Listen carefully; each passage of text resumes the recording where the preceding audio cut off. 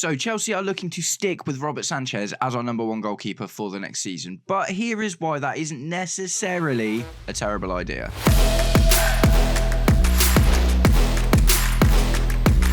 Welcome, Blue Believers, to another episode of the Stamford Sink, where we are syncing up with everything Chelsea FC. The goalkeeping situation has been a strange one, hasn't it, for a little while now. We have made so many leaps and bounds in the transfer window, filling and strengthening spots and, attacking spots and defensive spots. Obviously, the centre-back situation still needs sorting out, but, we've really taken care of a lot of different positions in this transfer window. But one much maligned issue for Chelsea fans has been the goalkeeping situation, right? And that is not considering so much Robert Sanchez's performance in the last few months. It is mostly based on the couple of seasons that have led us up to where we are with him. In both seasons, under two different managers, he has been dropped for stretches for making silly errors, right? He seemed to be, unfortunately, error prone, right? And just loses his head in some moments, forgets he's playing a game of football and makes rash decisions and ultimately throws his goal in the back of the net or passes it to an opposition player or does something that is absolutely not befitting of a goalkeeper that wants to compete for the highest honours. But, it is absolutely fair to say, from the Europa Conference League final up until now, which included games in the Club World Cup and obviously one of the pre-season games, Robert Sanchez has looked like a bit of different gravy, right? He definitely seems to be levelling up, and you've got to think maybe all of that pressure from the Mike Maignan deal that ended up falling through has kind of pushed him to that other level. So the reason I'm making this video today is because at the moment, as of right now, there's lots of talk about Gianluigi Donnarumma, and lots of Chelsea fans are crying out for us to go in for him. Now, when the news kind of first sparked ages ago, do you know what I mean? And I say ages ago, it was literally...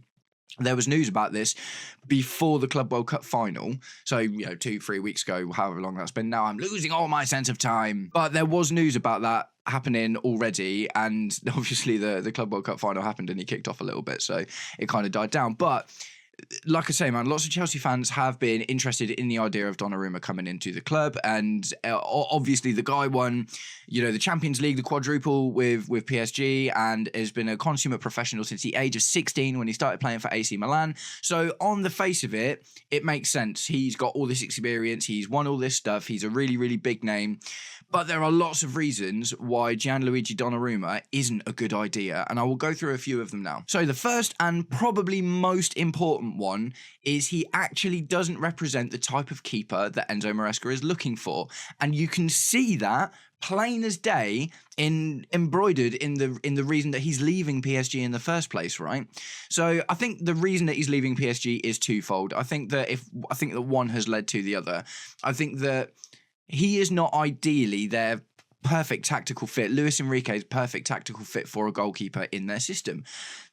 Luis Enrique wants a keeper that can play with his feet. Now, I've talked about this a lot, but I've done a couple of videos and stuff about it. I actually did one really interesting video. I did a episode of Who's the Better Baller, where I compared Robert Sanchez to 2021's Edison from Man City to kind of see what it is we might be looking for from a keeper that can play with his feet.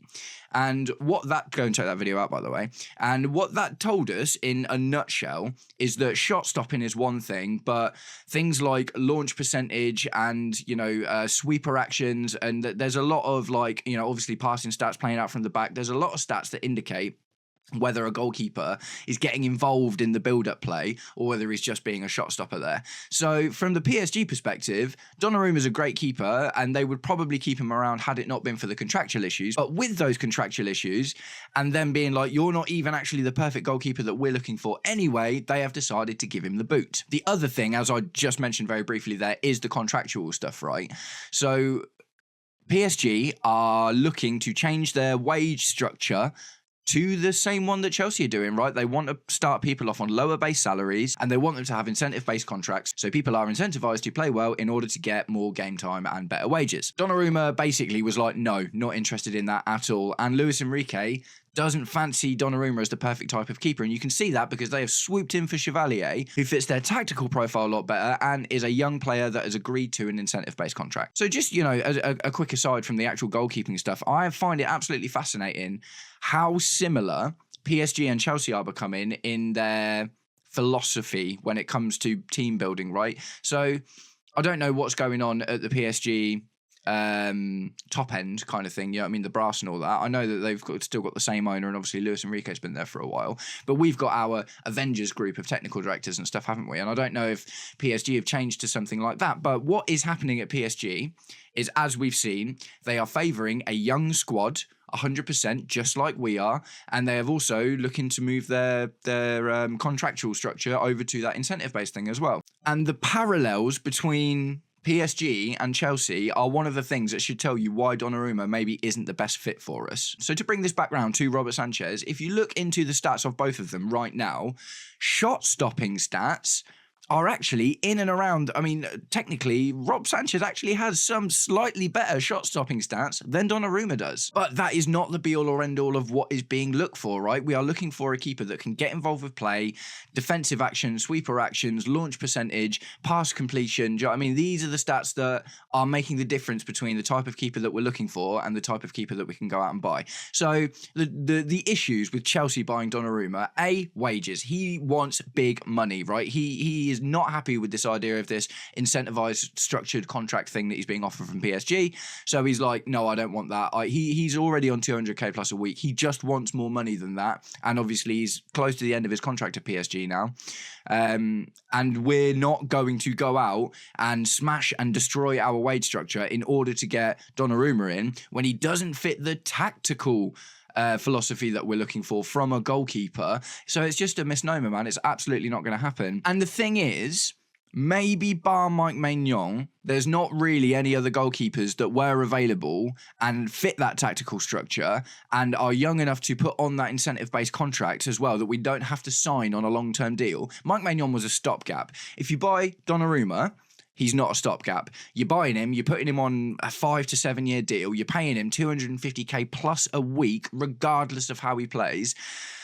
And he's such a big character and such a big personality that he's not going to be happy getting dropped for the likes of Philip Jorgensen. Do you know what I mean? If he doesn't perform in a couple of games and he's not doing what he's been asked to do. So this is sort of bringing me on to Chelsea's future and what I think we're going to do, and ultimately why going in for Donnarumma is absolutely just not going to happen. So before I actually go into that, I will just caveat that I do find it bizarre that Man City seem to be one of his bigger suitors now, unless Pep is evolving his style again, which would kind of make sense because Haaland isn't exactly the typical Pep striker, is he? So maybe he's getting away from that Edison style, Claudio Bravo style goalkeeper that can play with his feet. But, you know, I do find that a bit of it. Honestly, it is a bit of a counter to everything that I'm talking about at the moment if they are continuing to play that way. But if they're not, that's that. And I'll just move on from there. So Robert Sanchez has played really well since the Europa Conference League final. And he hasn't really given us, I think, if I can honestly remember, since that final up until now, I've only seen one moment where he made a bit of a whoopsie, and that was in one of the Club World Cup games, and it didn't end up costing us. And the problem with Robert Sanchez, more than anything else, is the errors. That is honestly the biggest thing, is the errors. He tactically plays the way that Maresca is looking for a keeper to play, more so than the likes of Donnarumma does, for sure. His shot-stopping percentage is actually great. He makes lots of clutch saves. And he's in like the 90th percentile for goalkeeping stats in terms of shot stopping, right? So when you take out the errors from Robert Sanchez, then what you've actually got there is a really good keeper.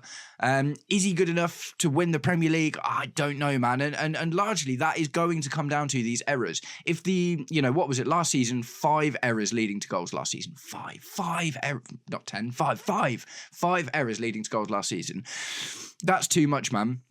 Categorically, 2 of those times cost us points, and arguably one of the other times led to a shift in the game's momentum, which could eventually have cost us the game as well because we conceded a goal at a bad time. So if Robert Sanchez can stop the error thing, we don't need to go in for a Gigi Donnarumma, because Sanchez, in terms of, what he offers statistically, is actually superior to Donnarumma in some aspects. I'm not saying that he's a better goalkeeper than Donnarumma, because those errors are a massive part of that, right? Absolutely huge part of that. But if Robert Sanchez can go through the next season building on the stats that he's already got that are good, and not throwing his ball in the back of the net or passing it out to opposition attackers, do you know what I mean? Then, we might be on something here. And there's a few really promising things like recently, like like in the AC Milan game, that over the top ball straight over to João Pedro that ended up getting Andre Kubis sent off. That was an amazing ball, man. That was like an Edison style potential assist from a goalkeeper. Do you know what I mean? So he not only are his stats quite good and his errors seem to be starting to dissipate a little bit, he might be starting to add other things to his game that would make him an even better goalkeeper. Now, what I am also not saying is I think Robert Sanchez is the guy for the long term. So this is, where I'm going to get into the goalkeeping situation in general and kind of what I think we're looking to do with it. I think Mike Penders is the choice, right? And Mike Penders has gone on loan to Strasbourg. Jordi Petrovic had a great loan out there last season. Santos had a great loan out there last season. We have sent 5 players in a mix of loans and sales over to Strasbourg because it is a good place for them to develop. What there isn't at the moment is lots of, almost any goalkeepers available who fit the tactical philosophy that we're looking for in terms of being able to play with their feet whilst also being a good shot stopper and young enough to fit that profile as well. Do you know what I mean? Young enough to come in on those incentive-based contracts and get better and better and better. Goalkeepers are always a really hard one. We've been blessed with some very good goalkeepers. Absolutely we have. But there is not a myriad of goalkeepers available to go and purchase at the moment. Maybe 1 or 2 pop up in the next season because you never know what's going to happen. But at the moment, bar Maignan, which is the only target that they've been in for, who was obviously a stopgap, and we saw Maignan in the AC Milan game, didn't necessarily look better than Sanchez, did he? Let's be completely honest. So if your choice is go out and spend a huge amount of money on Donnarumma, or give Sanchez that other shot because he looks like he's improving, and maybe Sanchez is the keeper for the next season or 2 whilst Mike Penders goes out and develops, because Mike Penders is the embryonic version of the goalkeeper that we're looking for, right? He's really, really big. He's good with his feet. He's still got some developing to do in some spots, but ultimately I think it makes more sense, it seems like it, for us to create this goalkeeper that we're looking for rather than go out and buy one. Because look at Gaga Slanina, and do you know what I mean, we've brought in quite a lot of keepers. Do you know what I mean, Jorgensen obviously is another one as well. We haven't been shy in going out and buying goalkeepers. Do you know what I mean? 100%, and it's not really worked out for us just as much as we'd like it to just yet.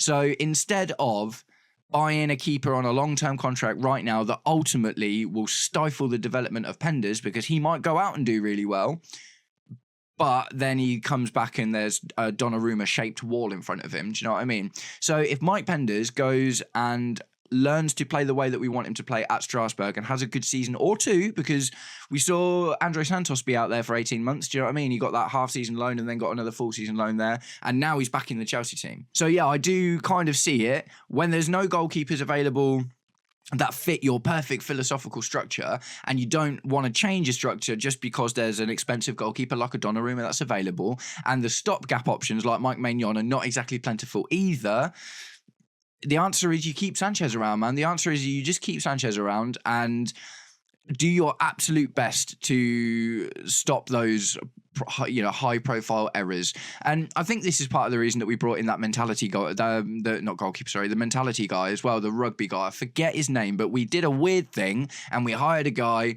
who comes from rugby to come in and help our players with mentality, right? Because Robert Sanchez's problem is mentality. Those errors is not about how good he is as a goalkeeper. It's about how he deals with stressful moments in certain situations and lacks confidence, right? He really, really lacks confidence. And that was a big part of when he was playing under Pochettino, and last season, a lot of the time when he was playing under Maresca, he looked shaky. He looks nervous. Do you know what I mean? I watched I didn't watch this. Sorry, I read an unbelievable article about Gianluigi Buffon years ago. Like, must be getting close to a decade ago now, where he was talking about what you need to be an amazing goalkeeper. And Gianluigi Buffon, 100%, come out and said, ego. You need to be arrogant. You need to believe that you're never, ever going to let a goal past you. Now, obviously you are, but part of what you need to be a goalkeeper is to be an ego maniac. And I love that, man. It absolutely makes sense. I think ego's got such an important place in football because you've got to believe in yourself. Now, Robert Sanchez has these skills and abilities, but he doesn't have that ego necessarily. And he needs to build it, man. He needs to build that confidence. He needs to believe in himself. And I do think we are seeing more and more of that. As I said, I can only remember one isolated incident in the Club World Cup since the Conference League final, where he's had a bit of an oopsie and he's done something a bit like, but it didn't cost us anything. And it was actually, and if we use the Conference League final as the launching point for this Sanchez 2.0, that is the one isolated time that I've seen that. And he's looked confident and he's looked ready. Do you know what I mean? So I have to absolutely give my back into Robert Sanchez for this season, because I do think that now, after really, really diving into it all and looking at the situation, and it's really easy to just go on the face of it and be like, Gigi Donnarumma's just won the Champions League and he's been playing football since he was 16 and he's still only 26 now. And he's played for big teams and he's there for a big moment and whatever, but there is more to it than that. Do you know what I mean? There is the tactical philosophy that we're looking at implementing. There is the wage thing. There is the money thing. And also, do you know what I mean? It's like that might put other players off if we bring Gianluigi Donnarumma in and he's not on that incentive-based contract thing like everyone else has to be, apart from Reece James and Cucurella. But do you know what I mean? If we bring in someone in like that new, then everyone else is going to go, hold on, why did I agree to a 7-year deal where you give me incremental improvements on my deal if I perform well, and then you go out and get this guy? Especially when he doesn't necessarily fit the tactical structure. And Luis Enrique has literally come out and said that. Do you know what I mean? The guy that they've brought in, Chevalier, is a goalkeeper in the mould of Robert Sanchez. Do you know what I mean? Obviously without the errors, but ultimately he's going to get more involved in build-up play, defensive actions, and, you know, launch percentage will be better and all this kind of stuff. Do you know what I mean? So again, fascinating. I always find this stuff fascinating, man. But at the end of the day, in the crux of it, I will try to sum it up. Donnarumma is not a good idea for a lot of reasons, contract, stylistic style, and the fact that if we were not going to buy Donnarumma on a 1 or 2 season deal, do you know what I mean? Because he's 26 years old. He's not nearly old enough to be like, he's going to be a stopgap keeper. If we get Donnarumma, that's going to be it for the next 5-6 seasons. Do you know what I mean? Robert Sanchez has shown enough improvement to garner the trust of Chelsea, so we should follow in that as well. We should absolutely have our own opinions, don't get me wrong, but if you're going to be really negative about Sanchez, look into the stats. And having looked into the stats myself, the biggest thing I could see that was problematic was the errors leading to goals and how error prone he could be in general. That looks to be a lot better now, and the stats, as I said, from the Conference League up until now, and he's played a reasonable amount of games there. Do you know what I mean? There's got to be, 7-8 games that he's played or something. That is a fair sample size, do you know what I mean? In and around a quarter of a season's worth of games. And he's only made that one error. Do you know what I mean? That one error, and it didn't lead to a goal. So I think Sanchez deserves that trust. And finally, on the end of that is Mike Penders, right? Mike Penders is really, really young. He's like 7 foot tall. I don't know if he's 7 foot tall, but he's a very big guy. People have touted him as the Courtois regen, but he's that modern type of footballer who is better at playing with his feet, sweeper actions, and this, that, and the other. And he's got improvement to do. Do you know what I mean? Like, Sanchez has got better stats in some aspects than Penders does at the moment, but I do buy the idea that it makes more sense to create a goalkeeper than it does to go out and buy one when the market options are limited. So, look, man, let's give Robert Sanchez a chance. I've had to eat lots of copium about my feelings about the Garnacho stuff as well. Do you know what I mean? And ultimately, I'm coming around to that now. And what has helped me do that is by digging into the stats and seeing that regardless of what we thought about Garnacho, season on season, he's been improving his stats, and that has been juxtaposed with the fact that United have been going down. So I'm giving Robert Sanchez the same treatment at the moment. Having looked into the stats, taking his recent performance since the Europa Conference League final into account in this as well, it is reasonable to back Robert Sanchez to be our goalkeeper now, especially when you juxtapose that against the options that there are in the market. We went in for Mike Maignan. It didn't happen. They wanted too much money, and we were looking for a stopgap keeper. There are not many other stopgap keepers available. You know, Edison, maybe that was a shout at some point, but at the end of the day, I think he's going to Galatasaray now because, and again, with the Edison thing, he'd have wanted a huge amount of money. Do you know what I mean? A huge amount of money. So Robert Sanchez is already in the system. He's already done a lot of work with the mentality coach and the goalkeeping coaches and stuff. He's got He's got a season, under his belt now of Maresca's instruction. He was dropped and fought his way back in. Philip Jorgensen got 8 Premier League starts last season, or games, or I can't remember if they were all starts, but 100% it would have been starts, wasn't it? So Philip Jorgensen got 8 Premier League starts last season, and that was in and around that period where Sanchez was getting dropped. So Sanchez has garnered the trust back, and he's kind of earned that, man. He's kind of earned that. And like I say, if there was Edison 2.0 at the age of 25 available to go out and buy, who would be willing to get into the wage structure and all this, that and the other, then I would be raising my hands and being like, go and get that guy, 100% go and get that guy. But there just isn't, man. There just isn't. And Donnarumma isn't really the answer for what we're looking for in a keeper either. So that's it, man. The crux of it, no, Donnarumma's not a good shout. Let's give Sanchez a chance. And the main reason for that is because we need time to develop Mike Penders.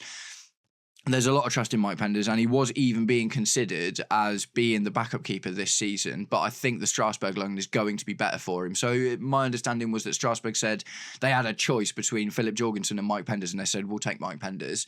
And there you go. Strasbourg had the option for both of them, and they took Mike Penders over Jorgensen. Do you know what I mean? So that's already a promising sign, because they think he's already better than our second goalkeeper. And although he's younger and a bit less experienced, Jorgensen came from Villarreal, so I can't remember where it was. It was a Spanish team, wasn't it?